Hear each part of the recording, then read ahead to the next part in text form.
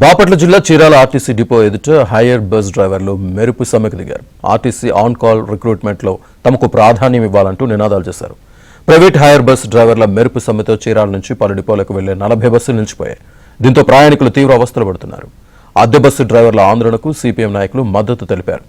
On call రిక్రూట్మెంట్తో తమకు ప్రాధాన్యత ఇచ్చి ఉద్యోగాలు కల్పించాలని ప్రైవేట్ హైయర్ బస్ డ్రైవర్లు డిమాండ్ చేశారు.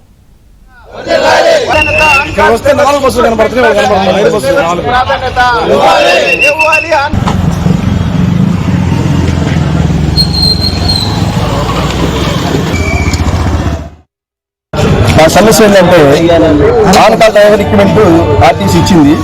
చీరాల డిపోలో మేము అప్లికేషన్ పైన వెళ్ళాము. వెళితే అక్కడ మీ 5 బస్సు చేసేవాళ్ళు అప్లికేషన్ తీసుకోవట్లేదు, మేము బయట వాళ్ళని తీసుకుంటున్నాము, మీ అప్లికేషన్ తీసుకోని చెప్పి మమ్మల్ని బయటికి నెట్టేశారు.